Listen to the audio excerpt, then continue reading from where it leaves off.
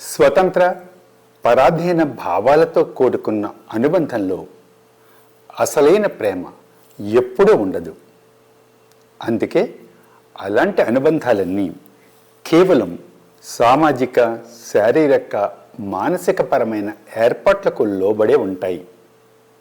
కాబట్టి కేవలం పరస్పరాధీనతతో కూడిన అనుబంధం మాత్రమే అసలైన ప్రేమ అవుతుంది. అందుకే అలాంటి ప్రేమలో ఆధ్యాత్మికత చాలా స్పష్టంగా కనిపిస్తూ ఉంటుంది. వ్యక్తిత్వపరంగా పూర్తిగా పరిణతి చెందిన వ్యక్తుల మధ్య మాత్రమే అలాంటి ఆధ్యాత్మిక ప్రేమ సంభవిస్తుంది.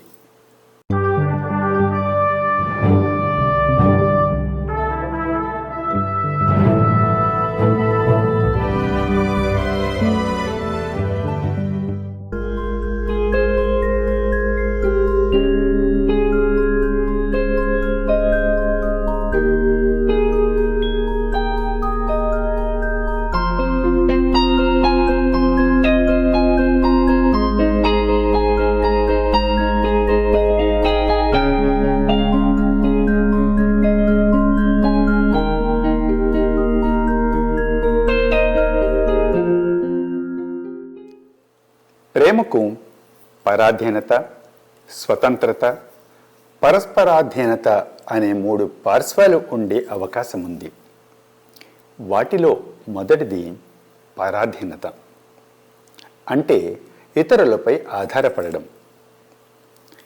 ప్రపంచంలోని చాలామంది ప్రజలు దాని పరిధిలోకే వస్తారు.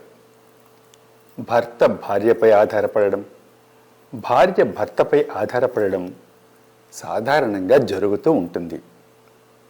అందుకే పరాధీనతలో భాగస్వాములైనటువంటి భార్యాభర్తలలో స్వాధీనతాభావం చోటు చేసుకోవడం జరుగుతుంది. దానితో భార్యాభర్తలు ఆధారపడిన వారిపై ఆధిపత్యం చెలాయిస్తూ ఒకరినొకరు ఒక వస్తువులా వాడుకుంటూ ఉంటారు. ప్రపంచంలో దాదాపు 90% మంది ప్రజలు ఇదే చేస్తున్నారు. అందుకే స్వర్గద్వారాలు తెరిచే సామర్థ్యమున్న ప్రేమ కేవలం నరకద్వారాలను మాత్రమే తెరుస్తోంది. అందుకే పరాధీనతలో ఉన్న భార్యాభర్తలు దీనాతి దీనంగా జీవిస్తూ ఉంటారు. ఇక రెండవ పార్శ్వం స్వతంత్రత. స్వతంత్రత అంటే ఎవరిపై ఆధారపడకుండా ఉండడం. అప్పుడప్పుడు ఇలాంటి వ్యక్తిత్వం ఉన్న వ్యక్తుల మధ్య కూడా భార్యాభర్తల బంధం ఏర్పడుతూ ఉంటుంది. ఇద్దరూ స్వతంత్రులుగా జీవిస్తున్నప్పటికీ వారు కూడా దీనాతి దీనంగానే జీవిస్తూ ఉంటారు. ఎందుకంటే ఇద్దరూ స్వతంత్రులే కాబట్టి వారి మధ్య ఎలాంటి సర్దుబాటుకు ఏమాత్రం అవకాశం ఉండదు.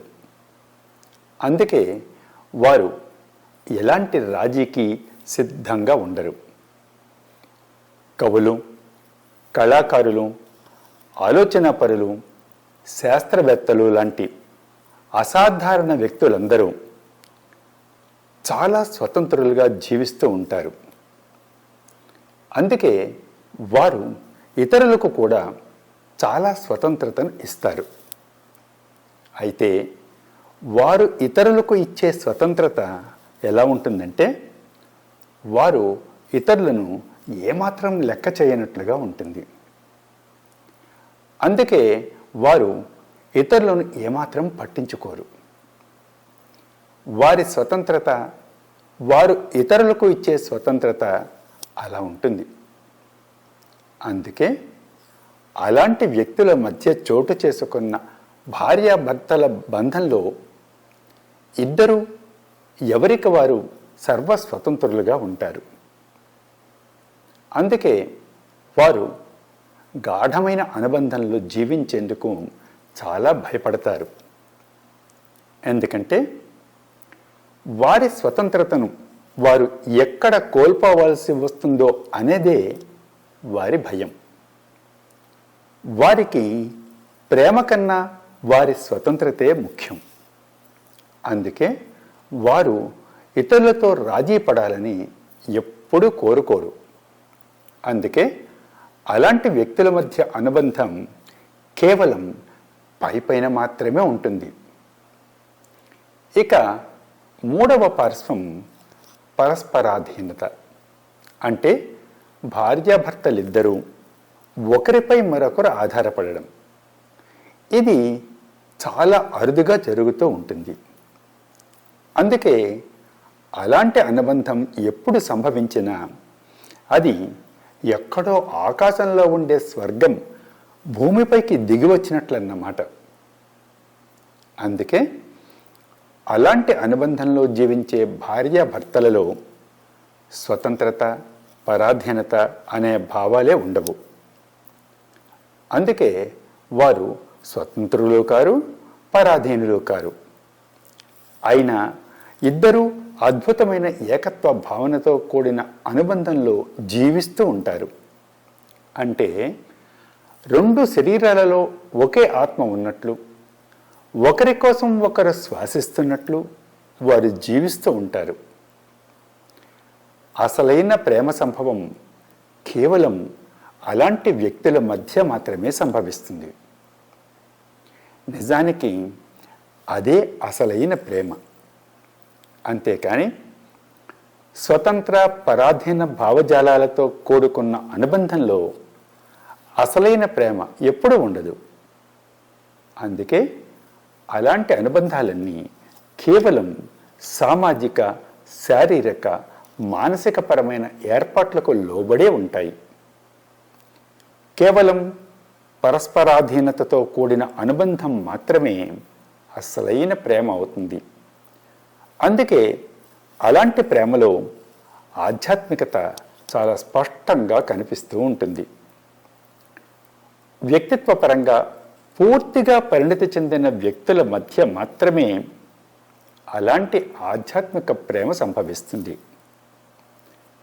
అలాంటి ప్రేమికులలో ప్రేమ కేవలం ఒక అవసరంగా కాకుండా ఊరికే అలా పొంగి ప్రవహిస్తూ ఉంటుంది. అందుకే అలాంటి ప్రేమికులు ఎప్పుడూ ప్రేమలోనే ఉంటారు. ఇంకా చెప్పాలంటే వారే ప్రేమ అవుతారు. అందుకే అలాంటి వ్యక్తులు ఎలాంటి షరతులు లేకుండా తమ ప్రేమను ఊరికే అలా ఒక ఉచిత బహుమతిగా అందరికీ పంచుతూ ఉంటారు.